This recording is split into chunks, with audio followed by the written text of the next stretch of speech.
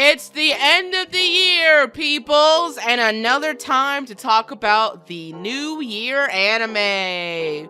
Welcome to whatever the fuck this is, us talking about a very casual conversation of the winter 2021 season. I am always Shannon, your lovely anime misfit, and I'm here with Lamp.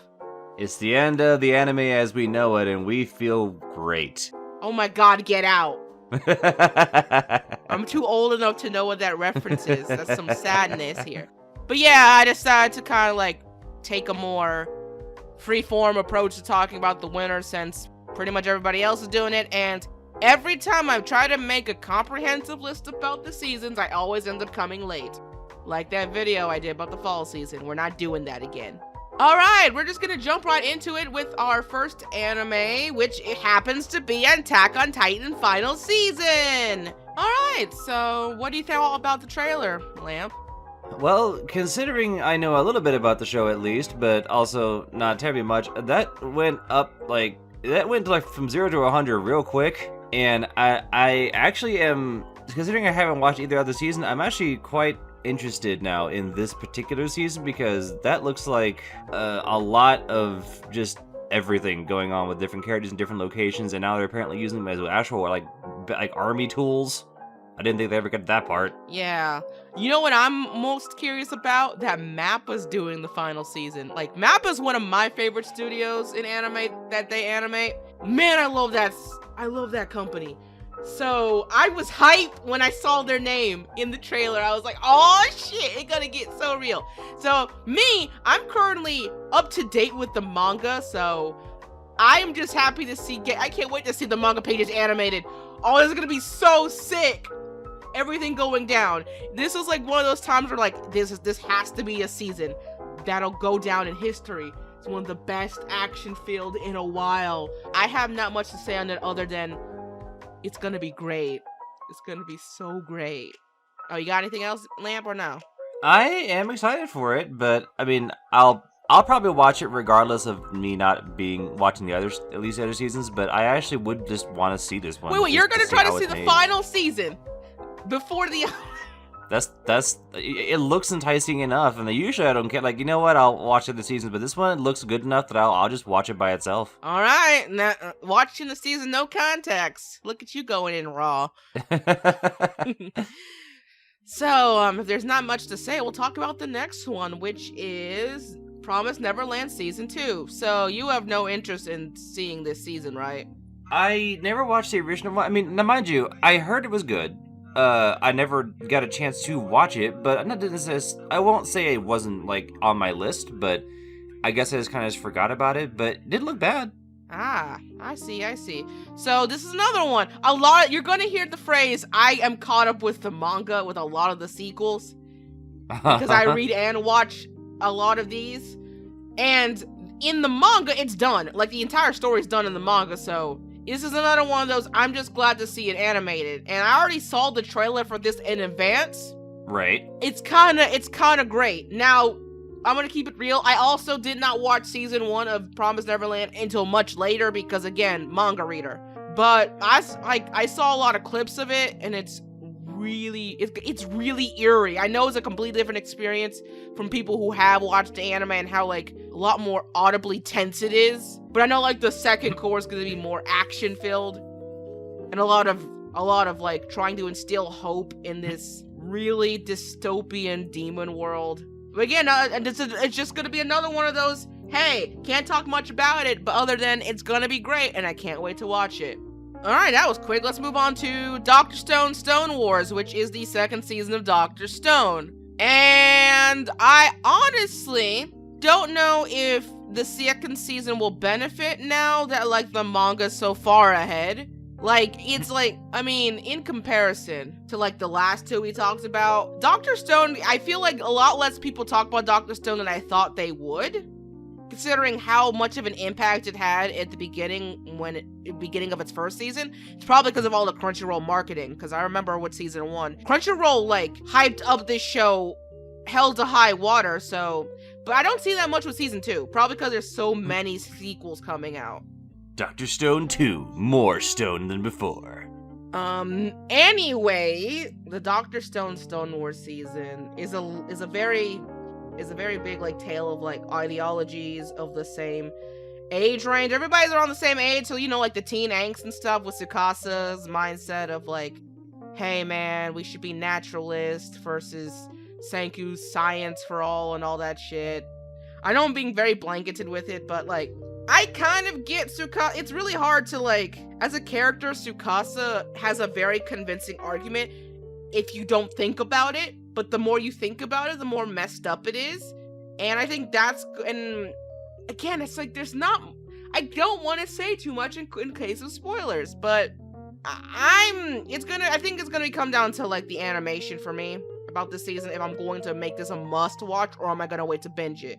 That's a thing, because I read the manga, so like, do I feel that agency to watch it in anime form?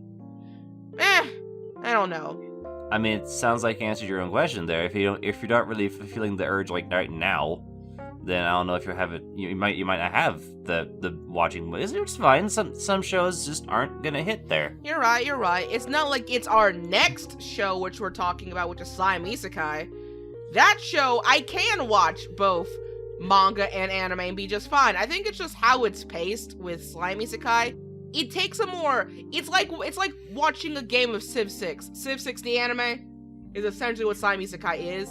And it's a lot more palatable to watch in anime form, even if I've already read the manga. Does that make any sense to you, Lamp? Yeah, no, that makes sense. I get what you're saying.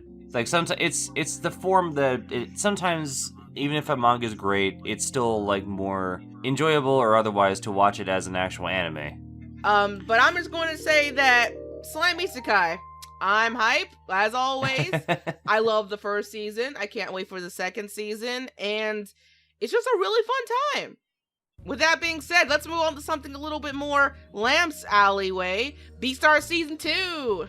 Heck yeah, and I've watched the trailer for this one already. From what I've seen of the trailer itself,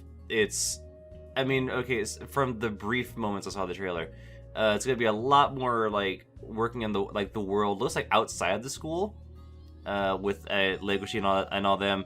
And I'm hoping that if the trailer is correct, we're gonna see a lot more like either with the Louis and the Lion Mafia, or just how they can expand the world of this Zootopia. Wrong show. Expand the world of Beastars and include a lot more of the outside elements, because I actually really wanted to see more outside the school and more like just the characters, just the lives of the people. So hopefully this will get that direction. I am excited for this season. I am heavily looking forward to it. All right, I'm just gonna I'm gonna take your word for it since you're so passionate about it. Our next two entries, we're just gonna talk about them together because they're both the same series, but with different spins on it. Cells at Work Season 2, and the spin-off Cells at Work Code Black. And man, I just gotta say, watching these trailers back to back is like night and day. Like Metropolis and Gotham. Like a happy-go-lucky story versus a gritty, oh my god, everything's gonna die despair action story. Like, Jesus Lord. So, unlike the other sequels, this one doesn't, like, the continuity in these shows aren't that big of a deal, since it's the human body. It's just it's just stories of the human body personified. Wow, like, literally, like, because, like, the difference is one is in a fully functioning, healthy body, and the other one is in a constantly dying, critical state, fucked up body. Like, Lamp, what do you think Code Black's, like, body problem is? Do you think that guy has, like, terminal cancer or something? It looks more like either just really bad health in general, or just, like, it looks like either, like, lots of smoking, lots of drugs, or just, like, not necessarily cancer, but, like, it's got a lot of infections going on. Like, Osmosis Jones got dark, let me tell you. Yeah, I mean, there was, like, with the first Cells at Work, it was, like, it's like, a lot of hope. It's like, oh, I'm a little platelet. I want to be strong like the other ones, like backwards cap and all that shit. I want to. Which that was an odd. I don't know. That to me is an odd focus for the show. Like just having a platelet be one of the story points, which is fine. But I don't know. It just seems like, all right. Sure. I mean, it's pretty. It would make sense in the realm of the body. Like it's plausible to like maybe one of your like organisms like that can't do this job as functionally. Maybe they were like You know, like a platelet that's weaker than the others or smaller than the others. Because, like, not every cell could be created equal, you know? Right. Compare that to, like, Code Black, where, like, everybody's just, like, hopped up on stress hormones. And we don't even know what, like, the person's body could be in trouble with. You know, okay, this reminds me of, what's that movie? It reminds me of, like, Osmosis Jones. Like, this would probably be what Osmosis Jones would actually be like an anime form, Code Black, compared to, like, its original counterpart. Ah. Like if the father in Code Black, what was his name? What's the actor's name? You know, okay, the father in Osmosis Jones that eat the monkey egg in the first place. Yeah. If he never listened to his daughter and got healthier and got exercise, this is probably what his body would look like in anime form. So, like, yeah, we're gonna see more, like, I think, and I do agree with you, there's gonna be a different focus on, like, what type of, like, things are gonna focus, like, with the body. So I think it's a really cool idea, having both of these shows on at the same time.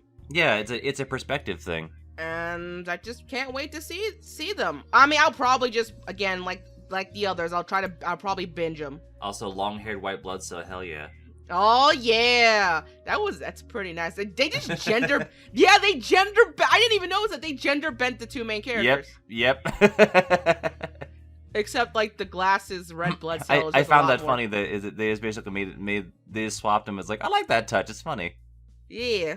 All right. Our next series is Horimiya. Finally, a non-sequel. And we could not watch the trailer to this one. It wasn't on the AniChart page. So I'll just kind of read the synopsis since I have no idea. At school, Kyoko Hori is known as being smart, attractive, and popular. On the other hand, her classmate, the boring, gloomy Izumi Miyamura, tends to be painted as a loser fanboy. But when a liberally pierced and tattooed Miyamura appears unexpectedly at the doorsteps of the secretly plain Jane homebody Hori, these two similarly dissimilar teenagers discover that there are multiple sides to every story and every person. So it's a comedy, it's a rom-com done by Cloverworks, and it seems like it's going to be the don't judge a book by its cover thing. There's more sides to every person. That sounds painfully cliche. I mean, we didn't get to watch the trailer, so like school rom-coms are always going to sound like that on the surface, so it's kind of ironic that it sounds cliche when it's a story about looking at more sides of the coin to a person. Right. I mean, it's just been done. I know it's been done. I like the art for it, like the poster. Yeah. Reminds me of the Brady Bunch in a way. Attack of the Colored Brady Bunch. I think it's going to depend on, like, how its execution is going to go. I have nothing much to say on Cloverworks as a studio, because sometimes they do good and sometimes they do all just okay. Yeah. It'll probably be in the background for me it's not going to be a priority to watch, but considering that it's pretty in the middle of this popularity list, I guess it's interesting enough to, I'm open to the idea, basically. I'm open to watch them. Yeah. I'm open to it too. I mean, plain or simple does not necessarily mean bad. I mean, I have not much else to say on it. What about you? Nope, I'm good. Okay, okie dokie then. Now for the sequel I'm actually looking forward to is his entire list. Log Horizon Season 3. I am not going to look at the synopsis, and luckily there's no trailer attached to it, so I can't be spoiled, but hype, so much hype. I've been waiting for Season 3 for I don't know how long. I've been wanting one. Like, Season 2 ended on such a cliffhanger. I needed to know more.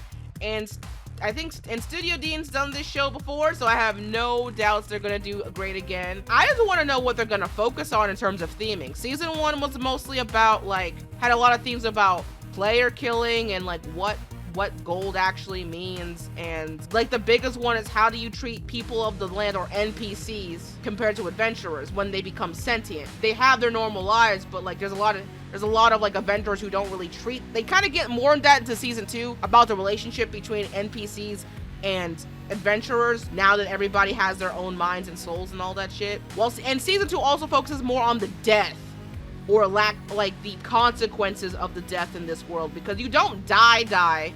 It's not like Sword Art where you die in the game, you die in real life. There is a huge consequence for dying. Like you die, period. No, you don't die, period. No. You respawn. It it was back in the day when the whole isekai thing did not become a thing. And this is not really an isekai, it's more like a dot hack thing where you're in a game. But like a lot of other anime like that in the past, if you die in the game, you die in real life. In this one, you respawn, no problem. It's just there is a consequence. Oh, there is a hefty consequence that is for dying, but it's more subtle at first. It's more subtle than you think. Is it like you lose a bunch of experience? Yeah, you lose experience, but what experience means in the context of Log Horizon is very telling. This is why I love this series. Like every little thing that is in MMOs, they incorporate it into how it's a practical threat or asset in this world.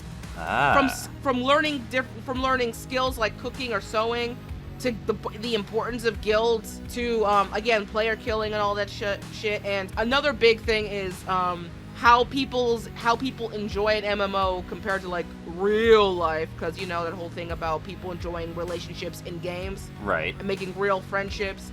And this game has benefited some people. This game has horrified some other people. And they go real deep into it. It's exposition-y as fuck, but if you can get past all of the wording, it's a really great show. So I have perfect confidence that season 3 is going to be very well written. It looks at least interesting with, I mean, their concept, and I like shows like Dot Hack and stuff like that. I used to watch that, a while ago, but yeah, I like that kind of show. Next anime, Yuru Camp Season 2, y'all. Oh, I love Season 1. I love Season 1. It was so cute. The music, the opening, the cute, the nice wholesomeness of just a camping club.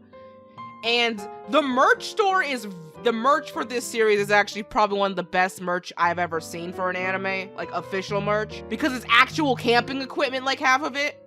I was gonna guess that, but at the same time, it's still odd to have an anime about camping. Winter camping specifically, because they camp during the fall and stuff like that, and it's in a way it's kind of educational, but it's also just very calming.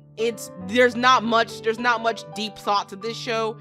Right. And season 2 was just more of it, and the song that was like highlighted in the trailer was just really nice. So it does look like a nice it looks like a wholesome show. I'll say it gave me nice cozy vibes. I am watching this week by week. It's so easy to watch. Oh, I can't wait. Ooh, I kind of want to buy some. I haven't bought any Yuru Camp merch, but I kind of want to. And I don't say that often, probably because like it's normally like not, because a lot of like, official merch tends to be cliche. Like I hate how like merch puts a stupid logo, like a big ass logo smack dab in the middle of whatever it is. Yeah. Yuru Camp does have a logo, does put their logo on shit, but it's not as bad because it's like practical, like camping equipment or like outdoor jackets. Like it's very unique. And I know Hiding loves Yuru Camp. Yuru Camp's like, man, cult following is big. And I'm part of that cult.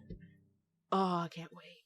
Our next anime is, I'm not even going to attempt to try to say what that whole thing is. I'm just going to say Mushoku Tenshi. It's an isekai anime, but I'm actually kind of interested in this one because, like others have said, this is a full reincarnation story. This is not just simply, oh, you got hit by Truck-kun and now you as the same exact person just gets transported to another world. Or another isekai world of fantasy and magic. No, this person died and grew and reincarnated as a baby into a new world and stuff, and it seems pretty lighthearted. I mean, fairly straightforward, considering it's basically like you wake up literally from day one in this other world and it's just a fantasy magic location. Yeah, so I'm gonna read a little bit of the story. A 34-year-old neat otaku, of course, is chased out of his house by his family. This virgin, plump, unattractive, penniless nice guy, of course, found that his life is going down the path to the end. He then recalled that his life could actually be much better if he can get over the dark history of his life. Just when he was at the point of regret, he saw a truck, of course, moving at fast speed, and 3 high schoolers in its path. Mustering all the strength he had, he tried to save them and ended up getting run over by the truck, of course, quickly ending his life. The next time he opened his eyes, he's already reincarnated in the world of sword and magic as Rudius Grenrad. That's a really dumb last name. Born into a new world, a new life, Rudius decided that this time I really live my life to the fullest with no regrets. He starts the life of a man yearning to restart his life. So the synopsis does not do it any favors. It's pretty dang textbook isekai. Yeah, it is. But the trail, like, this is one of those times where watching the trailer does kind of help. Like, the picture looks nice. It kind of gives me a Spice and Wolf vibe, like the way it looks, or a Magus Bride. Do you kind of see that? Like, it has the same. Yeah, no, it kind of does. Yeah. So, like, beyond what the synopsis says, and it's done by Studio Bind. I have no idea who they are, but I'm more. This is probably gonna be one of the more memorable isekai. It all depends on its execution. Yeah, I mean, it looks fairly solid at least. So I didn't recognize this next anime off the bat until I watched the trailer. It's the So I'm a Spider, So What anime. Oh, I'm looking forward to this, man. I've seen so many people be hyped about this series, and I am too. Like, now that I've watched the trailer, Lamp has watched it way before I did, but the CG actually works. Like, I don't know how to explain it, but I like the CG in this, at least for the spider part. The trailer was a lot more grim originally when I watched it too. Like that's the weird thing. When I'm looking at the card for it, like the picture card, and there's a spider at the bottom left, but she's covered by, at least on Annie chart, she's covered by the title bumper, so like I didn't see it much, so I didn't see it at first. Oh my god, I can't wait. It's so nice. This is one of the Crunchyroll shows that I am looking forward to. I will say this though, when I was watching the trailer, that voice is the girl from Watamote. That girl is the Watamote girl, and I was like, oh my god, that was a perfect voice. Ooh, okay, what do you have to say, Lamp? I talked too much about this. I actually, like I said, the original trailer when I watched it, it was not. This one actually seems almost less, like, okay, more informative in the sense of, oh, I'm a spider now. But the original trailer I watched had just a spider. It was all Japanese, so I couldn't tell what they were saying. And it had it doing a lot more like, it was actually supposed to evolve when it ate things, like change body and do different skills, and they had like a skill tree. So it showed a lot more of like a data game vibe originally, but now, I mean, it still seems like that, but it seems almost less like a, like, isekai, like, change, grow with the data code, and more just like, I'm a spider. It's like, I don't know, it almost seems less, but at the same time, at least I appreciate the narration here. Yeah, compared to the Mushoku Tenshi one, which had a much slower vibe, this one's gonna kind of pick up that isekai tack of being super fast and upbeat and fun. I'm hype. I'm pretty hype. It convinced me to watch it. Yeah. And now to talk about Skate from Bones. Before I even watch the trailer for this, I just want to say that, like, when Bones is a sports anime, it's really great. Like, Bones has done some of my favorite anime of all time in terms of animating it. So I actually did see Skate, the trailer for this. Yeah, it was that one with the wheelhouse and shit. Go ahead and talk about it if you want to. Yeah, I'll talk about it while you watch the trailer. So, I'm gonna read the synopsis first. Reiki, a high school sophomore and skater, is addicted to S, a highly secret and dangerous downhill skateboarding race that takes place in an abandoned mine. Ooh. The skaters are especially wild about the beefs or heated battles that erupt in the races. Reiki takes Longa, a transfer student returning to Japan after studying abroad, to the mine where the races are held. Longa has no skateboard experience whatsoever and finds himself pulled into the wild world of S. Yeah, it sounds like old 2000s skateboard shit, and like this is one of those sports animes that got me intrigued just by looking at like the box. Like, the last time I got this excited for a sports anime was Kuroko. And I had to have my friend Megan, pull me into, like, Kuroko. But this one, I'm like, ooh, I like the colors, I like the genre. It's such a unique genre for sports. Still not hockey, though. Sorry, Noxers. Oh, I get. Okay, this is Air Gear, the skateboard version. You think it's gonna be like Air Gear?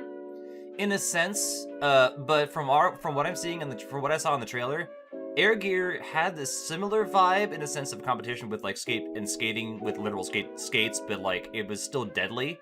This one took that even further, and now instead of having it just like anyone can skate anywhere, now it's just there is one location, you have to basically kill to survive, good. Like I like this approach more though because it's more intense and to the point than Air Gear. Yeah, Air Gear is all over the place. It didn't know if it wanted to be a technical like street boarding show or an ecchi filled one. But this does look more fun. This does look more fun, so I'm definitely interested in this one. This definitely is a show marketed towards like, hey, you like your bromances? This seems like it's gonna be a secret bromance because of like how like it's not trying to fool me. This is gonna try to sell like hot boys doing hot boy things. I mean, now my only question is when I'm looking for this to watch, do I have to type an SK infinity symbol? Just type in skate anime and you'll probably get it. It's like SK infinity. I can't type that on my keyboard. As we move on to the next anime, Kaifuku Judishi no it's on the screen. You'll figure it out. Stupid long light novel names. Boy, fuck this show. Fuck this show.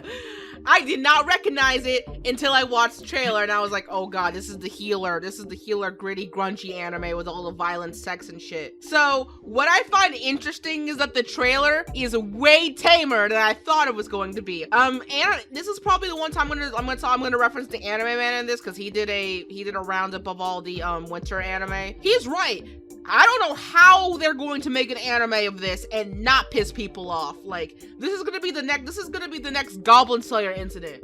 Goblin Slayer is going to look way tame. You know the whole controversy with episode 1 of Goblin Slayer? Yeah. That's gonna be a cakewalk compared to this show. Really? Yeah. In the manga, there was so much violence and sex and gore.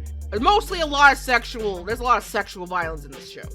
In this story. Okay. So it's about a healer who gets bamboozled by his party because the party is asshats and he essentially gets his entire life ruined.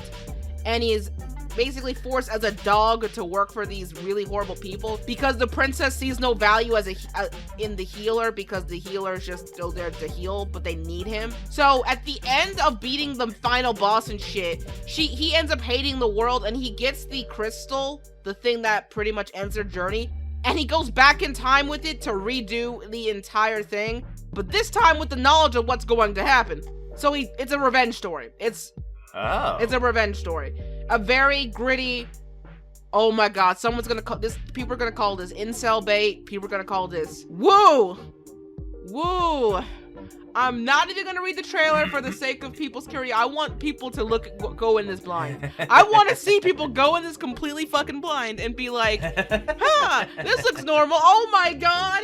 And I cannot wait for the controversy. I'm actually gonna be right there with people. I'm gonna see how many people actually make a controversy video about this. In fact, I'm sure plenty.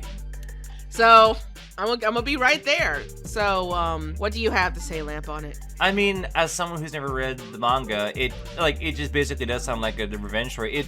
But from the trailer, it almost made the main character almost too, like, he's trying to be Kira with the whole evil person thing, and I don't think it works very well in the trailer, but I mean, oh no, you'll see how that happens, I guess. I noticed that there's like a lot of, for example, I noticed that a lot of the sex scenes were in that trailer. They just cut them so well that you didn't notice. Like there's this wolf girl in it that you saw his hand on her. They were in the bed at that point in that particular scene, and I was like, oh shit, they're cutting around it. Whoa, people gonna have like no. There's so much sex in this show, man. in this manga, whoa. It's like almost if it's like revenge sex. A lot of it, it's just out there. But let's move on to something more palate cleansing. Nanyan Boy season 3, which I didn't think was gonna get a 3rd season this late in the game, but here we are in 2021. There's not much to say on the trailer other than there's a new person being added to the town, and it's just as relaxing as it was. I mean, watching this right after the last trailer, it really it kind of like emphasizes the effect of the healing show. There's not much I want to say on it besides, hey, it's more of Nanyan Biori, and that's about it for me. Looks like a nice, wholesome, cute slice of life show. Mm-hmm. We can always use those now and again. Mm-hmm. All right. Moving on to Jaku-Chara Tomozaki-kun, and I will read the synopsis for this one because let's be honest, that trailer sucked. I did not like the trailer that was provided. Yeah, it honestly doesn't make me want to watch the show. Yeah, It kind of doesn't want to make me watch a show, and I don't really know a lot of Project 9's work, at least off the cuff. But let me read it. Tomozaki is one of the best gamers in Japan, and in his opinion, the game of real life is one of the worst. No clear-cut rules for success, horribly balanced, and nothing makes sense. But then he meets a gamer who's just as good as him, and she offers to teach him a few exploits. AKA, this is a story about a guy who's pretty much given up on life, it seems like. He doesn't like how there's no easy way to, like, live life without... it's one of those life is unfair shits. He's still okay hand. He's kind of like, made himself a loner, and then there's another girl who's gonna teach him about life being worth meaning. Like, I'm more interested in this show as a way to break up the monotony of all the isekai, but it's definitely not on my, personally, it's not on my, like, to watch list. Yeah, I honestly am not gonna put that on my too much list either, honestly. I mean, respect to the people who made it. I'm not saying the animations look good, the story looks pretty simple, but it just does not really. Next anime, Oredaki, the one about the last dungeon, the hidden dungeon, whatever the fuck the name is. So I'm gonna read this, and then I'm gonna read the thing, and then I'm gonna talk about the trailer. So the hidden dungeon is a place of legend where rare treasures and items are hidden. Nor.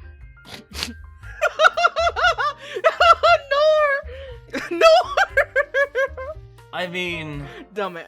That's not. Oh god, we're playing. It's Fire Emblem Fates, y'all. It's Nor. Nor, the third son of an impoverished noble family who lost the one job offer he had, was lucky enough to hear about this dungeon. He then acquires a skill that allows him to create, bestow, and edit skills in order to use it. And edit skills. And in order to use it, he needs to accumulate points by carrying out such tasks as eating delicious meals and doing sexual alluring things with the members of the opposite sex. Oh, I would have never guessed. So I read the show, as I told Lamp, I hate this trailer. I don't like the trailer. It's such like ecchi father bait. Like, it knows it basically is saying, hey, you want to get stronger in adventure games? Go have fun with those women, because that's, like, method number one. You know what the show's gonna be about? I know what the show's gonna be about. It's some isekai fucking trash, and I'm gonna watch it anyway. That's the sad part. It's the morbid curiosity of it. Like, it'll definitely be one of those, I binge it later, or I'm probably gonna, like, just kind of chime in on it occasionally, but it's very... It knows its audience, man. That's all I'm gonna say. The next one also knows its audience, but it's done with a lot more class. 243 is what I'm just gonna call it. It's a sports volleyball anime. How many volleyball anime has this been? And it's another anime by David Productions. Damn, this one season they're full of it. And I'm happy about it. Not like bad full of it, but they're working real hard this season. And it's a volleyball sports anime. I don't know how else to describe it besides reading the synopsis, which I kind of want to do. Very long and lengthy, but it seems like, hey, they have a dream, they want to achieve it with the use of volleyball. I think it's going to be like, how is it going to stand out from Haikyuu? That's going to be the question of the day. I mean, I guess I had never watched Haikyuu, but this one seems less enthusiastic than the hype of Haikyuu. I mean, it could simply because it's how it's drawn. I mean, these guys they're probably around the same age, but they look older by how it's drawn. Yeah. And it seems to they're like, this seems like a rising star story, journey to victory. Like, there's not much you can, like, in terms of, like, the actual sport, we know there's gonna be matches. Yeah. I think that what's the emphasis? Is gonna be an emphasis on, like, characters, like Haikyuu? Or is it gonna be more focused on the team aspect of getting through the journey together with the power of friendship? I would assume more of the whole friendship team thing, but I mean, it looks pretty good. It looks pretty solid. I mean, it's a sports Bible anime. You really can't mess it up too bad. The next anime though, I think is so, like, this is probably getting my dub for the worst trailer we've had. But I'm going to watch it because the next one is X-Arm, and if you know the controversy or concern around X-Arm being the Crunchyroll original, that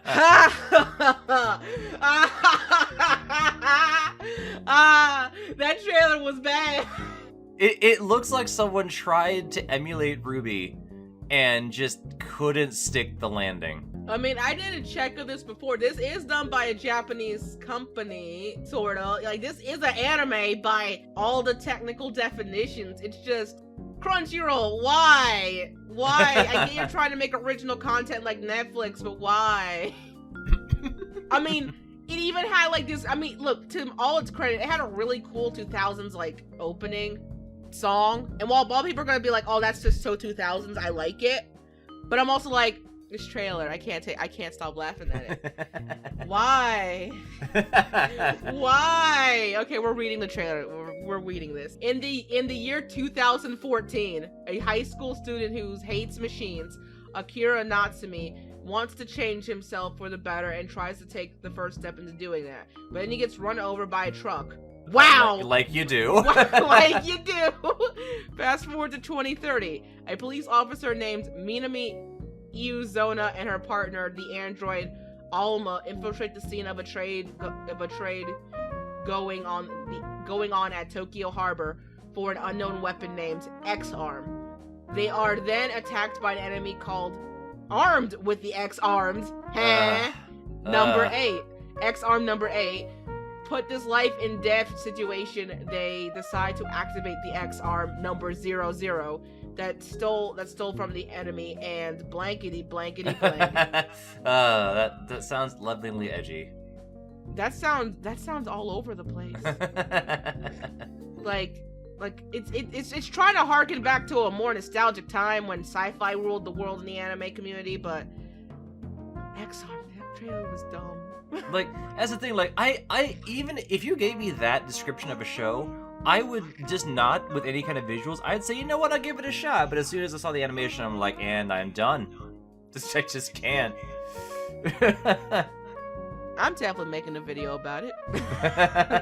That's video worthy. That's some content right there. But that'll be there when we get there. So, next.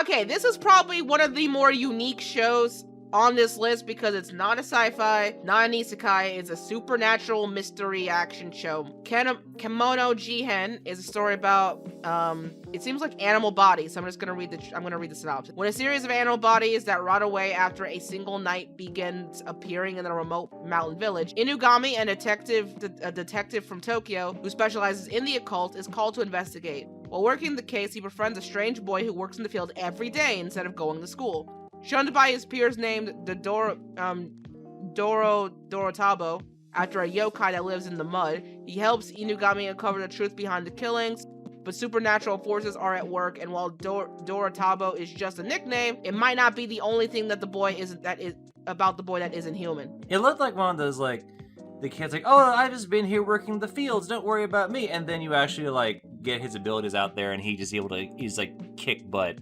Like, I'm happy for this show because I read a little bit of the manga. I didn't read all of it, but that's how I saw that this show was getting a manga. And I was like, oh my god, nice! And it does stand itself. It's gonna be a good break show from like all the stuff this season. Like how Akudama Drive was my break last season, being like a really cool sci-fi show.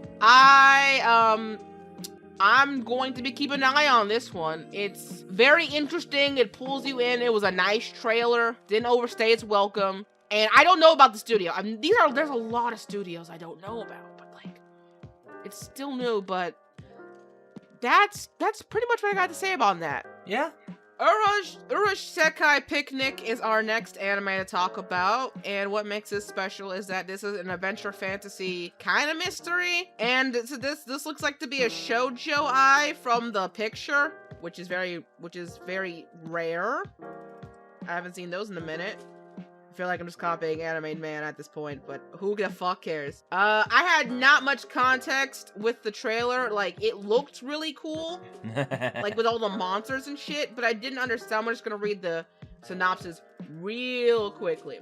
Her first encounter with Toroki Nishina was the other side after seeing that thing and nearly dying. Ever since that day, exhausted university student Sororo Kamikoshi's life changed. In this other world full of mystery, which exists alongside our own, dangerous beings like the Kune and Hasa Hakasama that are spoken of in real ghost stories appear. for research, for profit, and to find an important person. Toriko and Sora set foot into the abnormal. So they're in another. I'm very intrigued. That's the word I have. Intrigued. I mean, it's as weird as it sounds. This is gonna be an obscure reference, but it reminds me of the Stalker films, the Russian Stalker films. Like, it's obscure and weird for the sake of, oh, there's another world. There's, all this weird stuff going on, and it's never really explained, but it's just basically said, don't go out there because you might die from reasons. In this case, just these odd creatures that just exist. I mean, definitely interesting. Like, it gives me some, in a good way, art school vibes, and I'm actually interested in seeing where that goes. Yeah, like, this is this takes a different beaten path and, like, getting stuck in another world, but it's like it feels different from, like, isekais, and that doesn't feel like an isekai, it just feels like a supernatural, hey, we're stuck in an adventure, we gotta get out our lives and stuff. Compared to that, to our next series, that has a really long light novel name, so I'm just gonna call it Last Dungeon for now. You can look up the name on your own, by Linden Films. And I didn't need to watch the trailer because I watched it before. So this is a isekai with a twist. Well, no, it's not an isekai. This is not an isekai. So this is in the same vein of Goblin Slayer as just being a fantasy world with game mechanics. So all the characters are born in this world. This is not an isekai. Just want to make that clarification. Just a straight up fantasy. So, the only thing I'm basically going to say is that this is a story about a guy named Lloyd, who is being doted on by the rest of the village because he wants to become an adventurer, but all the other people in the village are like, no, man, he's too cute and small and weak. We don't want him to get hurt. Maybe he shouldn't become an adventurer. He's the weakest person in the village. But here's the catch, Lamp. They live in their village is near the last boss. So everybody trains around the forest of the last boss. You know how in games, like, the last zone of any game is super hard with, like, level high monsters? Yeah. So he's the weakest in this super OP town. So he decides to leave to become an adventurer anyway, and it turns out he's super ass strong. That's the twist. Just so in comparison to his own, his own hometown, he's weak because everything there is high level, but in every other level zone, he can just destroy everything else. Yeah, it's the juxtaposition that makes this an interesting series. Does that mean I'm going to watch it? Probably. It's like, at this point, there's so many anime that I plan to watch. It'll be amazing what I watch weekly and what I binge, if I remember it, that is. This is definitely going to be a season of shit I'm going to be watching, but will I be able to, like, have a nice schedule for it? I do not know. I like the twist. I don't know. I just all about how the anime is going to execute from it, because and it's another light-hearted, cute show. It doesn't have that gimmick like the stupid, like, hidden dungeon one. Yeah. So there's definitely more thought put into it. Yeah, it looks at least fun. Like, the active pace has some comedy to it. I think it looks good. Next anime I'm kind of disappointed about because the trailer was blocked again. And from the look of the picture alone, it's super ass interesting. It's right up my alley. Wonder Egg Priority from Cloverworks. The anime story begins with the protagonist, a 14-year-old girl named Ai Oto, hears a mysterious voice while walking around town late at night. It gives her an egg and beckons to her, if you wish to change the future, you only need to choose now. Now believe in yourself and smash the egg. Like, it's art, like, it pulls me in. I want to know about it. And it's an original series, which is rare, because the next two we're going to talk about are originals, which means there's no adaptation at all. And as you know me, I love to praise the originals. Like, this one is very unique looking. It has an interesting present. It pulls me in. I think even without the trailer, it does its job in making me want to watch it. Yeah, for sure. It sounds like a philosophy-based anime, but I used to watch Ergo Proxy, and that thing was heavily philosophy-based, so... Actually, in general, I'm surprised we have so many originals this season. There's, like, more than 5, which is very nice to see.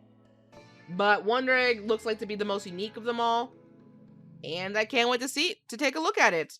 Compare that to Back Arrow, which, on the surface, looks like Monster Hunter. It's like if Monster Hunter and the backgrounds of Sword Art had a baby. I'm not saying it is like Sword Art, because there's a lot more of a Western, like, some of the girls had, like, a Western look to it. It looks very frontier-y, And there seems to be like, but I don't know what it's trying to be because there's sci-fi in it. There's like a mech. It's like, oh, it's like Xenoblade Chronicles. This looks like a Xenoblade clone, if that makes any sense. Sorta, yeah. Yeah. So, the synopsis states that, Ringo is a land surrounded by a wall. The wall covers, protects, cultivates, and nurtures this land. The wall is a god, is the foundation of this land, and Ringo of Ringo. One day, a mysterious man named Back Arrow appears in Esta village on the outskirts of Ringo. Arrow lost his memories, but says that all he knows is that I came from beyond the wall. To restore his memories, Arrow heads out beyond the wall, but is embodied by a battle of himself as the stakes high up or whatever. I mean, I'm gonna support the show because again, it's an original series. It looks more like, the more I watched the trailer, the more I'm interested in it. It didn't hook me the first time. Yeah, I mean, it mostly got to me. Like I understand what it's going for, but at the same time, it didn't quite catch. I don't know. Maybe that's just me, but I mean, it almost got there. Compared to our next anime, which pretty much copies another series that I adore. Alice in Deadly School is about Yu and Nobu. They're practicing manzai, two-person comedy act, on the roof of the school. At the same time, the school building is overflowing with zombies. They say non-human something else, but it's zombies. Don't play with me. It's zombies. It's said that if a person dies after being bitten by one, it will turn into that same something else, zombies. Just say zombies, man, and attack people. In the chaos of the school, will Yu, Nobu, and the other surviving students be able to escape its evil hands? This is School Life. If you've seen the anime School Life, this is it with maybe a different twist. And I don't know if they're being blatant about it. I don't know why I'm so mad about this one, because it seems so copy pasta. I know, but this one has pretty much a lot of the same gimmicks. Cute girls in a school doing zombie things. They have to survive. They start the whole thing from the rooftop, just like the first story. There seems to be girls of different types. They got a girl with a baseball bat, and a girl who's nice, and someone who's like the mom of the group. And yeah, it does seem kind of pretty stock, really. On one hand, I'm going to watch it because I'm very intrigued on what they'll do differently to expand on this type of narrative. But at the same time, I'm also like, if they don't really do anything new, then I'm like, I kind of want to roast them really hard for it. But I'm getting ahead of myself, but we'll just have to see when we get to that story. Before I get to the next round of anime, I just want to say from this point on, we're starting to see a lot of the least popular shows. Now, there's been a pattern. Since 2021, Winter 2021 is so special, almost all of the popular stuff have been sequels. So what I was worried about for this season is all of the original new anime that's gonna come out for this year is gonna get pushed down, and that's what I pretty much saw, because we are doing this list by popularity according to AnyChart, and we're now at a point where like all the shows that are left are either really pretty boy bromance shows, idol shows, or shows that have a cool concept but are just too new to really get some traction. So you're gonna start seeing a pattern with the last 8 anime we're gonna be talking about. So the first one in this unpopular bin is Skate Leading Stars, which is essentially if Kuroko and Yuri on Ice fusion hard with each other. That's pretty much what I saw with the trailer. Red-haired dude was like, "Hey man, we used to be friends. You betrayed us by going solo." And then the icy guy was like, I have a heart as ice is steel, because if my design didn't already make that obvious, I go solo, baby. So years later, he likes basketball. He's like, fuck figure skating. Then the guy's like, no, figure skating. So he joins the figure skating team to become a team player. And everyone's like, I don't like you. Look at this new guy on the block. He's gonna lead us to victory. And yeah, so it's figure skating in teams. It's group figure. It's synchronized swimming with figure skating. I like the sports idea. I like the sports concept idea. It all depends on how cliche the dynamic between the red hair guy and the ice hair guy is. But I like all the designs. I generally think this is gonna be a sports anime I'm gonna watch. It doesn't look as I guess, intense, I guess is the right word, as Yuri on Ice, but at the same time, it does look good. I mean, unlike Yuri on Ice, these guys aren't professionals. They're like high schoolers trying to get into the professionals. Like, it's a school. Like, Yuri on Ice, most of the people were adults. Oh. Like, full-on adults. So that's gonna be a different thing. And being an original series, it's like you have to win based on style points, and like he had a rival, and the rival was really mean, and they're like, you can't win against me, just give up now. And he gives up, then later on, he gets re-sparked into doing his thing again. Yeah, fair enough. Now then, this next anime, Praetor no Kizu. Okay, the initial thing I got from that trailer, it was basically Loveless, except not Loveless. I'm gonna read and say my thoughts. The story is set in the fictional Akatsuki Spectre Ward of Tokyo, formed as a lawless independent state after the Akatsuki Rebellion overthrew the ward's corporate masters. Maintaining order over the ward are 3 organizations: Helios, Artemis, and the Public Safety Bureau, who all employ agents known as Scarred. These agents are marked with divine tattoos that grant them the power to turn away any bullet or blades, making them virtually invulnerable. So this is another pretty boy show. Yep. About pretty boys doing fight things, and I'm mad. The trailer made me feel dumb as a female watching this show. Because first of all, it had handshaker vibes of background. What was with that background art? It was so bad. It was so janky. And most of the trailer was all these pretty boys just looking at the camera being like, you know what you came here for. Or they're being like, they're okay. The trend in that kind of show, which I think annoys me, they're supposed to be combatants, right? They're supposed to be like, oh, I'm gonna fight you with guns in the street. You look like you could barely go to a beauty salon, let alone use a gun. Exactly. They're more focused on giving the audience a boner, which wasn't a lot of the designs are they're too over detailed. I'm like, no. If this gets put in the worst of for 2021 next year, I'm gonna rip it a new asshole, because God, it's such a pretentious opening. I know, the whole thing looks like it has the vibes of art over function when it comes to the people, which I've seen too many times happen before, and it's it's disappointing, but it's not surprising. It's like the character designer and the background artist were not on the same page at all. It was so visually disruptive. I could not keep up with it visually. No. And you know what makes me more mad, Lamp? What? That the next anime, Tenchi Sozo Design Boo, is lower on the list than this. Why? This next anime is really good. It has a great concept. It sounds and looks funny. I know. Okay, we're gonna read this, and we're gonna tell you why I'm gonna be watching the show, just to prop it up. In Heaven's animal design department, designers create a variety of new animals daily, while contending with the unreasonable requests of their client, God. Funny and interesting and full of useful information, this series answers questions like, why can't unicorns exist? What makes an animal taste delicious? What's the most powerful creature in the ocean? And bird versus snake, who would win? You won't believe the manga series when you read up the featured animals and the included encyclopedia entries. Heaven's design team will make your next trip to the zoo or aquarium 100. It's educational. See? It's fun. It's educational. It's like God is basically saying, yo, man, create these animals for me in heaven. It's a great concept, but it's so low on the list. It's not because it's not full of pretty boys. No, a lot of pretty boy shows are down here. We're at almost at the end of the list, Lamb. This is by popularity. I know, but the God show would be more popular, I think, if it was full of a bunch of pretty boys saying, "Here's why this is important." I know. Even the comedy I'm digging in this. The trailer didn't show much, but it showed what enough, and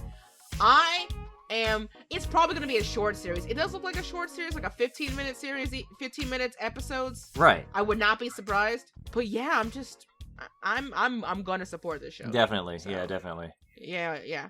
Next one. Kai Byoru Ramune, a mystery psychological show, like a supernatural medical mystery. I haven't seen one of these in a minute. As long as hearts exist inside people, there will always be those who suffer, and then something strange enters their mind and causes a strange disease to manifest itself in the body. The illness, which is called mystery disease, is known to most, but certainly exists. There's a doctor and apprentice who fights the diseases which modern medicine cannot cure. His name is Ramune. He acts freely all the time, foul-mouthed, and doesn't even look like a doctor. However, once he's confronted with a mysterious disease, he's able to quickly uncover the root cause of the patient's deep-seated distress and cure them and beyond that. So this is basically like Sherlock Holmes, supernatural Sherlock Holmes. Yeah. Because the doctors, Sherlock Holmes, because like it's a detective series that focuses on mysteries that are not, but illnesses, mysterious illnesses that are more about the human heart and soul than really like medical practices and all that jazz. Well, again, there's the phrase is there's a fine line between science and magic, so. This is more of another occult show. Like the hair, I will say this, the hair in the trailer is dumb. Like whoever drew the hair should get fired. I don't like the hair in that. I just don't. It just seems so like there was more to the ways to draw that. It just seems so like they drew bedhead for everybody. I just didn't like how it was drawn. Or how it moved. It seems like an industry standard when you really don't know what to draw for the characters. Like, this hairstyle. Yeah, this hairstyle. You know what? If we're going to go with something modern, let's go all the way back to our next series for some old. This is the second season of Orphan. This is like 25. They're celebrating its 25 years of existing. So I'm gonna let Lab take this one because I have not watched it. So having watched the one from last year, I can say that I'm actually quite pleased with how they did Orphan, and it's been a while since I've watched anything about Orphan, but this one looks like it's expanding on the previous one, which I'm actually all for. Like, it's about time they got out like the limited locations, because in the last season, they just went from place to place, dealing with a variety of different monsters, whatever. This one seems like it actually has, like, oh, now they're actually going to solve a bigger mystery and a bigger problem with the cast from the last show. So it looks actually pretty good. So I'm not trying to rag on the artwork because I know it's hard to draw this stuff for shows, but it seemed to have improved at least a little bit from the last one. So I think I am looking forward to this show, and I will follow it once it comes out. This unfortunately, this anime in particular, the first season is going to end up on our worst of 2020. If it does get there, it's going to be a top 10. So spoiler alert for our next project after 12 days. It's going to be depending on if it can stay. If it's too good to be that bad, it probably won't be mentioned. But it did meet our criteria, at least in the preliminary rounds, for being some of the worst thanks to Mal's score. But I don't know. Well, you'll just have to wait and find out now, shall we? On to the next anime, Idly Pride. So, it's an original series from Lerche, and Lerche can do a good series when it wants to be. There's no like text on it according to Anichart, so the trailer is all you got. And it took a minute, but I understand what the I understand what the story kind of is going to be about. So, it's about this girl who apparently wants to become an idol for her sister, because her little sister is in love with idols and she wants to make her happy. So it'd be cool if she saw her big sister to be an idol and to make all her dreams come true. And I guess Idly Pride could mean, because it looks more like it's taking a behind the scenes of idling. Will it highlight some of the good and the bad? Because I know Agretzko did that, as from your video about, yeah, the good and the bad of idols. I mean, I would hope it does, because, I mean, they having a show about us to, this is idol life is hard, but totally worth it, like, without challenge would just suck. Because Idly Pride, like, the way the title is, sounds like it's going to be a despite everything, I want to be an idol still for the people I want to see shine. Because she's not doing this for herself, she's doing it for her sister, like her little toddler sister. It's kind of cute, and the other people will have. I think what will make the show shine is how character driven it actually is. It does look. It's a nice, like, wholesome but like realistic anime. Like I'm hoping it will show like how being an idol is, yes indeed, a lot of work, but also this is why you could or should become one if you put in the work for it. Yeah, compared that to the next idol anime, Geki Idol, it didn't sell me, unfortunately. I don't it takes a lot. It's another idol show about okay, now the prompt gives it more context. It's a story that takes place 5 years ago after a mysterious disaster happened that erased major cities around the world. The anime centers on girls who want to be part of the 3D holographic theater material system theatrical productions. And without that prompt's context, I would have just saw this as another idol show about, going your distance and making people happy and all that jazz. And it seems like that the context for idols existing is to bring people smile after such bad shit happened. That trailer actually took a huge turn at the end because without the prompt you wouldn't know, but when you eventually when it goes to the trailer and you see everything is falling apart, dusty, and there's a giant hole in the city, it's okay, that adds a bit to the show. So in the way the girls want to be idols to kind of lift the spirits of it's like if someone wanted to be an idol group for COVID right now. Yeah. And lift everybody's spirits. We're in that type. It kind of hits home in a way. Yeah. Still, I would watch that not, and this is some bad, not because of the idol part, but because of how twisted it can be. And that leads us to our last anime to talk about, which is another idol show. It's just, man, people just don't like idol shows. We're not going to talk about anything else because it's gotten real late, and I would like for us to finish this before it hit in a lifetime.